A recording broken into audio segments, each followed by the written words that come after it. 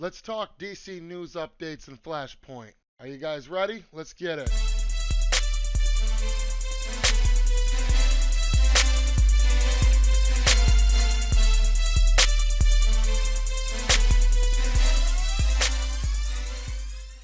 Welcome back to Strong Arm Flix. I'm your boy Tflame, and this is a special edition called DCEU Newscast Update.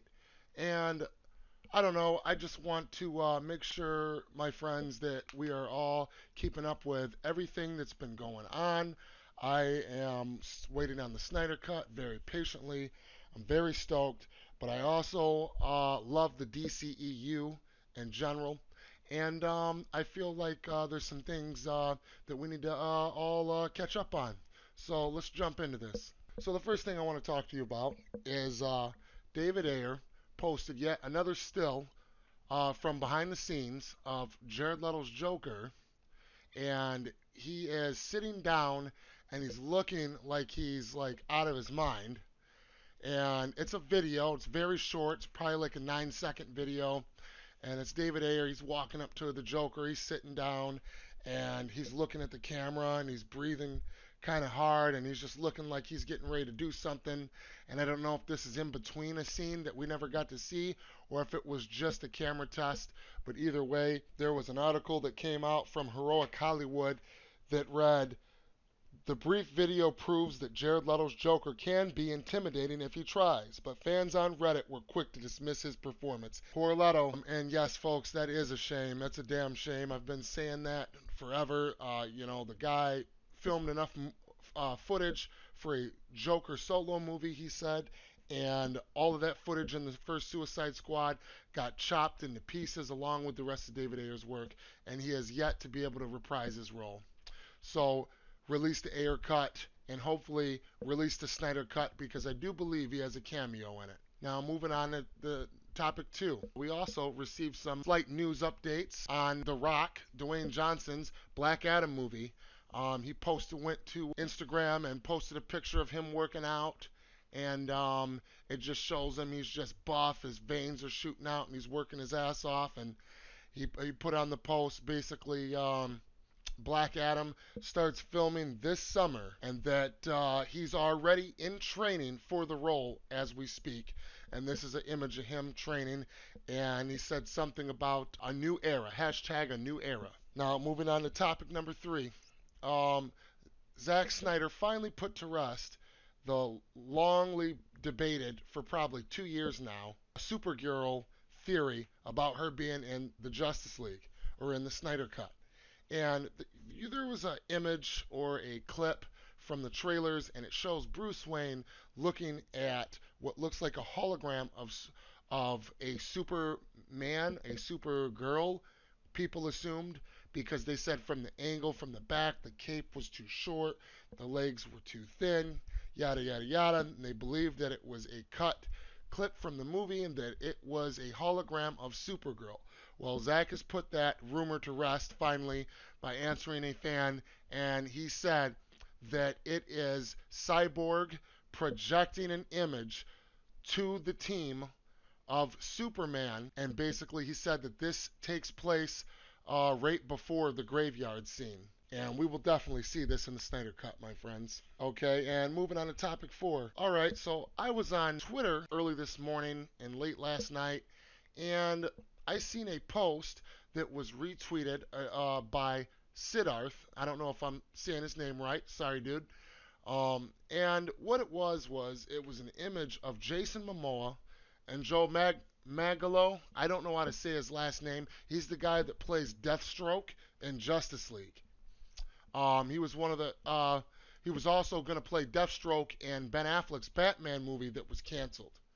But anyway, it's a picture of the two of them together. It's posted by Joe on his social media account, and it's the two of them together, and it says backstage at Slayer, hashtag Flashpoint, hashtag Death Saves, hashtag Slayer, hashtag Anthrax. Now, prior to this, there was a post by Jeffrey Dean Morgan, the guy that plays Bruce Wayne's father in BVS. Everybody's always been saying forever, wow, he'd make a badass Flashpoint Batman. And he posted a picture a while back, and he was wearing a mask. And he basically said he couldn't wait to have a masked comeback in 2020. And everybody got overly excited. Nobody knew exactly what it meant or what character he'd be coming back to reprise. But based on seeing this post that I just seen today, guys, I think that he's coming back and he's going to be playing Flashpoint Batman.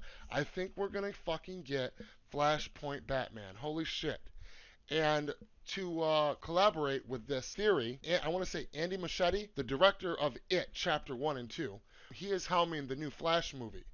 And there's been a slight update that came out yesterday, and it says that there's an update on the script, and it said that the movie is, Andy Muschietti claims that the movie is still going to be about Flashpoint, but apparently it's not going to be based on the Flashpoint that we know from the comics, and not in the way that you would expect. If you remember in the comics, the Flashpoint event, and in there, it was a way of them rebooting the DCEU.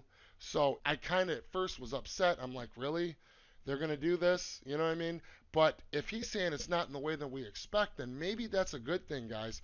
Maybe that means that he is doing the Flashpoint, but he's going to do it in a way to suit Zack Snyder's DCEU, to suit the fans' wants and needs.